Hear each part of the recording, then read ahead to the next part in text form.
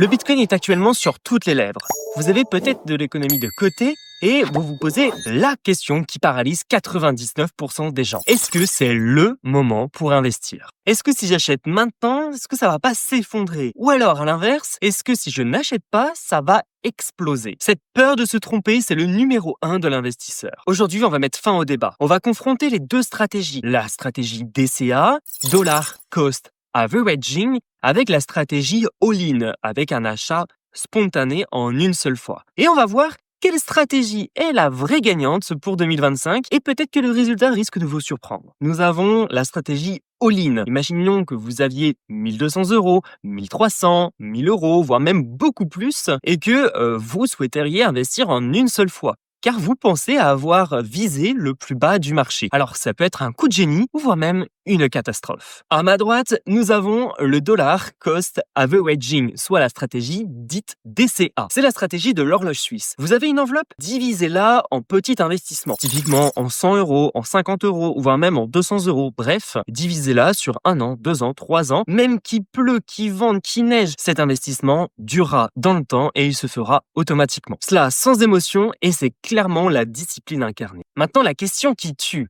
Laquelle de ces deux stratégies est la meilleure? Certains diront que c'est le DCA. Eh bien, pas vraiment. Des études, notamment celles du géant comme Vanguard, ont analysé des décennies de données sur les marchés traditionnels. Leurs conclusions sont très claires. Environ 2/3 du temps, l'investissement en une seule fois, soit le all-in, le one-shot, surperforme le DCA. Pourquoi? Eh bien, c'est très simple. Historiquement, les marchés ont tendance à monter sur le long terme. Donc, plus votre argent est investi tôt, plus il y a de temps pour travailler et faire profiter cet argent avec la croissance composée. Chaque jour où votre argent n'est pas investi est une opportunité de gain potentiellement perdue. Mais alors le débat est-il clos? Pas si vite. Parce qu'on ne parle pas du marché traditionnel comme des actions ou des obligations. Là, on parle de Bitcoin, un actif extrêmement réputé pour sa volatilité. Et donc c'est là où tout change, car lors des marchés de forte volatilité ou de grosses baisses, eh bien le DCA va limiter les pertes, voire même va être beaucoup plus performant qu'un achat unique, un one-shot. Le DCA transforme littéralement la volatilité du marché qui est de base votre pire ennemi en votre meilleur allié en baissant le coût moyen d'acquisition de Bitcoin. Le choix entre le DCA et le all-in, le one-shot, n'est donc pas une question de performance. C'est plus une question d'arbitrage entre maximiser ses gains et le risque émotionnel potentiel. L'avantage d'utiliser le all-in, on l'a donc bien compris, c'est les potentiels de gains supérieurs. C'est mathématiquement la stratégie qui va prendre le plus. Le gros inconvénient du all-in, c'est le risque de mauvais timing. Admettons que vous achetiez du Bitcoin juste avant un gros crash. Cela risque d'être psychologiquement dévastateur et vous faire vendre au pire moment. Et c'est là où le DCA a son avantage, car c'est la paix de l'esprit. Ça va être le lissage de votre investissement sans forcément de vous préoccuper de la variation du marché, ce qui vous élimine un stress en plus. L'inconvénient est donc le potentiel de gain plus inférieur que par rapport à un achat unique, car lorsque le marché il explose, vous seriez peut-être tenté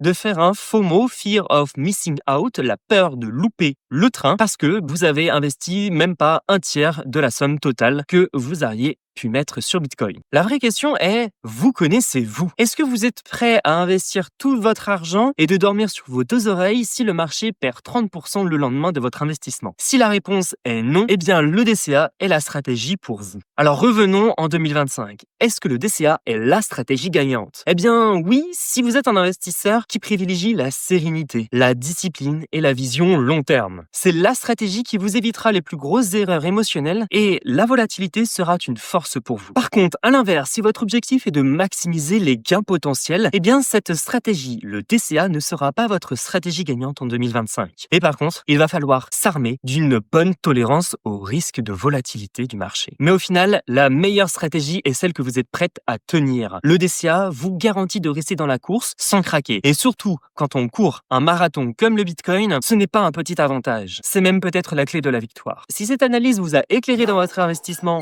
lâchez un petit pouce bleu, ça fait toujours plaisir.